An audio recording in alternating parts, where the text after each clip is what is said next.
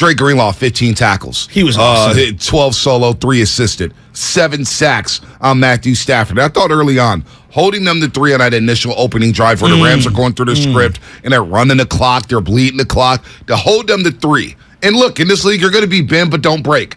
Offenses are going to pick up yards. Cooper Kupp had 14 damn catches. He's the route running, the toughness. He's an all-timer. He's I have tremendous respect for him. He's special. There's no doubt about it. But when you look at he's so good. But when you look at it, Stafford, 32 of 48. Only 254 yards. They kept everything underneath. They didn't get bit by the big play. They tackled, I thought, really well last night. Yes. They tackled really well last night. They Wrapped them up, no disciplined. yak yards, very disciplined. Not a lot of penalties. Not a lot of penalties at all. That's the way the 49ers in 2022 are going to have to win until this offense can start to pick it up. And whether or not Jimmy can get in a rhythm or whatnot, we're not going to bash Jimmy today. He had a decent game. He was okay. There's still a lot of things he left on the field. We all see it with the All-22. We all see it in the crowd. But defensively, this defense can carry a team through a regular season. Now, how far can they carry him? I have no idea. They're playing at an elite level. They only give up 46 points through the first 4 games of the season. Now people are going to say, well, you played Justin Fields. It doesn't matter well, who you played play. Geno. Geno and them just put up 48 on the lines, all right? Seriously. Geno's been balling, okay? Let's not take anything away from Geno. You hold the Broncos at 9 points. And then on Monday Night Football, you hold the Rams at 9 points, the Super Bowl champs. So I love where this defense is at as they head on this road trip. Yeah. 2 games against Carolina and Atlanta. This defense set the tone, Shasky. They got me fired up this morning. Well, I mean, and then you just look at the overall depth, right? Like they need to stay healthy moving forward. Eric Armstead comes out of that game, with the foot injury. That's not good. No. Jimmy Ward hasn't played yet, and it feels like Gibson's been pretty good. Dropped the interception in the end zone, but it feels like he's been pretty good. Right. It feels like they've gotten great That may production. have been a pick 6 that Gibson played. I was thinking the same thing. Oh, that may have been 100 yards. I love the guy. He's dropped 2 crucial interceptions this year. Chicago and in this one, I know people are going to, that's why he's played DB. I thought Ward, he plays so physical, it forces the referees to not throw flags, if that makes sense. Mooney Ward, yeah. Yeah, he's so physical. Very good corner. Oh, my gosh. He's really good. And then Mosley might be the best tackling corner on the team, which is an underrated skill. I thought Higbee had a great game last night, but they kept him under wraps, at least on the underneath stuff, and didn't allow him to hit the seams and break tackles and get to the outside. Well, look, 10 catches, 73 yards.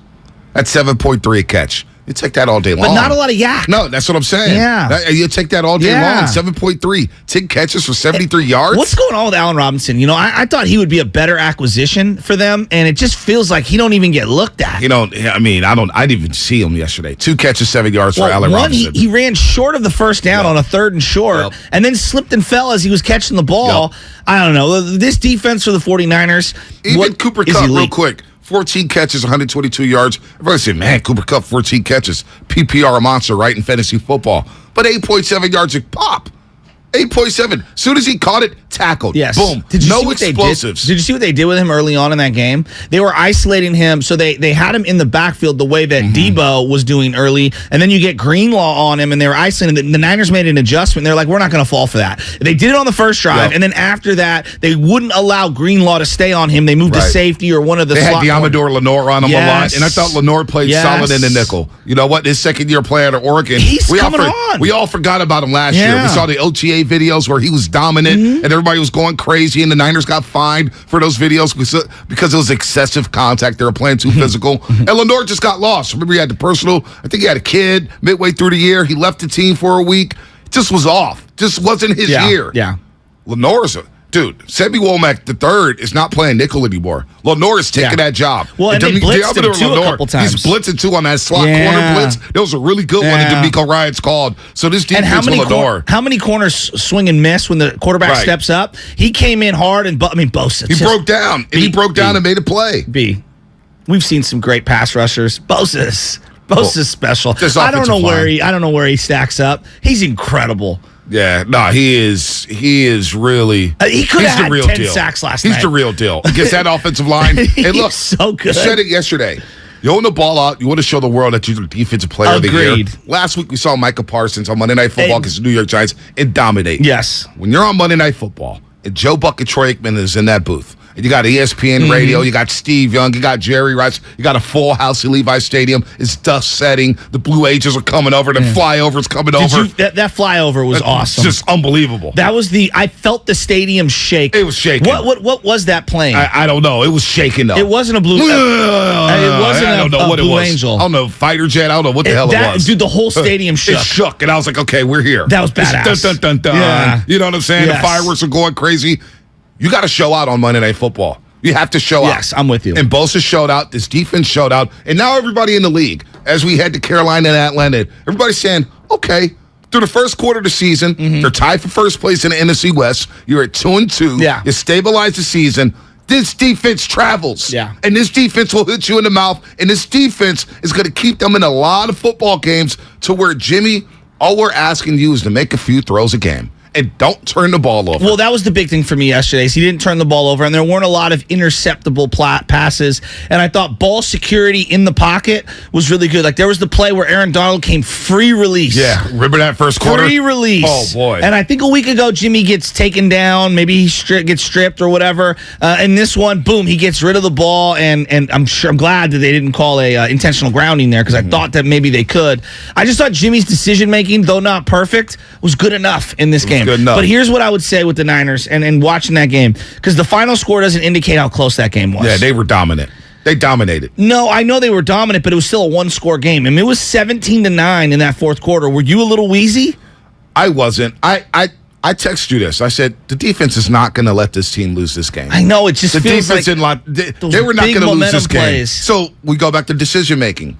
Not Jimmy Garoppolo, but Kyle Shanahan. When he elected to go for the field goal to make it 17-9, some people said the ball was at the 2-yard line. I was looking at the end zone, 1.5, 1, yeah, it was. 2. I thought it wasn't the 1. It was like the 1.5. Okay, so listen, I'm going for it because my thought process was the Rams are unable to go 98 yards against that defense. Okay. That was my thought process. Okay, they have to score a touchdown to take the lead. Okay. They're not doing that last night. I just felt like the defense is going to stifle them. The Rams had no ability, especially backed up in that end zone, to go 98 yards against that 49ers defense. So I would have gone for it. Now, I didn't burn them. They get the points. You go up 17-9. You trade a couple punts, and then they go down the field. They still had a chance to tie. I personally, Shasky, I would have been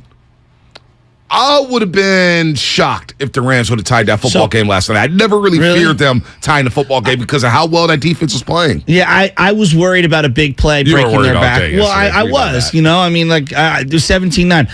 Let me defend Shanahan, and people can disagree. I thought it's an interesting strategy conversation. Everyone's going to harp on fourth down, going for it. I just thought the couple plays leading up to it were suspect to me. You get down to the one with Debo, okay? At least it looked like to me you were at the one because they're on the opposite end of the field. And I'm going, okay, Jimmy sneak here. He's really good at the sneak. Like, do the sneak. And they go and they pitch it to Jeff Wilson Jr. on the outside, and he loses a yard or so. Right. And I'm like, oh, no. And then they go shotgun. And I go, oh, boy, you're going shotgun on third down? And I thought that Ayuk was open. He doesn't go to Ayuk. I don't know if he feared that Jalen was going to cut in front. And it looked like Ayuk was open. It looked like Ayuk, and I don't know if he was the primary receiver on that play, but Ayuk ran that little flag route, and Jalen Ramsey was stumbling. And all you got to do is I thought. The quick hitter. Quick hitter, touchdown. It looked easy to me. But then he doesn't go to Ayuk. He's holding on to the ball. He's rolling out right, and then he hits Kittle in the back of the end zone. Higher degree of difficulty on the throw and the catch, and he can't get his feet down. Yeah. And so now it's 4th and 1.5 or whatever. I had just gone, again, I go back to second down. Why are you pitching it to the outside with Jeff Wilson Jr.? Yeah. Give me the QB sneak there. That was my, instead of the field goal, that's my bigger gripe right there. I had no problem with the field goal in that moment. Yeah, I wanted to see him go for it. Especially seeing the Ravens lose the way they did, not getting a field goal. That's Josh Allen and the Buffalo Bills. I know. Matt Stafford and this Rams offense is flawed. This offensive line is flawed. Cam Akers and Henderson Jr. aren't running the ball hard. They have no running game. They're going to Cooper Kupp. They're a one-dimensional offense. Yes. This ain't Josh Allen and the Buffalo Bills. Well, they miss Odell. That's the big takeaway bad. from the NFC Championship game. They miss Odell. Odell was great. And let's be honest.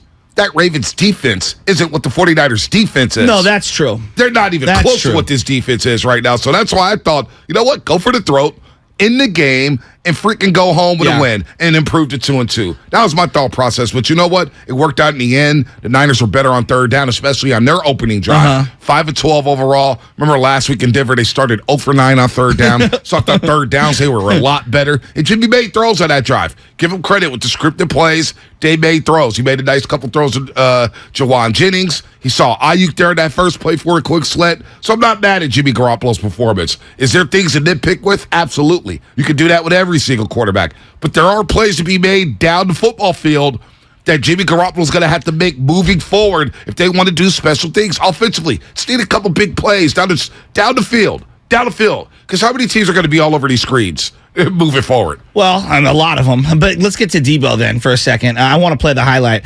When we you and I go back and forth on nostalgia, right? In my mind, when I think of the Rams, I think of John Taylor running with Jerry Rice blocking in front of him on Monday Night Football. I think of the Roger Craig run where he's breaking tackles, right? In slow motion, and then Jerry Rice out in front of him. That Debo run on that catch where I don't know, Jimmy Ono throw, you want to say it was going to be a pick, whatever. It was an amazing play by Debo Samuel. Yeah. That's my number one takeaway. He broke like 8 tackles on that play. Right. I mean, that is an all-time highlight for Debo Samuel. Ridiculous. And Jalen Ramsey wants no part of him. I don't know what it is about that matchup, B. It just feels like either Debo just punks him, he's scared of him. I don't know what it is. There's something with this matchup. He owns Jalen Ramsey. He does own him. Here's Why? what Peyton Manning said. I don't get it. Here's what Peyton Manning had to say about Debo Samuel. Oh, that's there, take it and play smart, not scared. There, good. Take the thrill out of it. Just do that. Kidding me? Are you kidding me? How good is this guy? Ridiculous. Great throw by the quarterback. The 1-yard screen pass for 40 yards. Awesome throw, Jimmy. That was a playoff. I thought they were going to do that on 2nd and 17. They did it on Linemen 3rd. out there. Look at those linemen Third and running. 12. Love to see those linemen flying down. Well, this is what I've been saying about Debo Samuel. You know, I know you want him to move the running back to get him the ball and maximize his value, but I need him in space. And this is what I was talking about all last week, Shasky.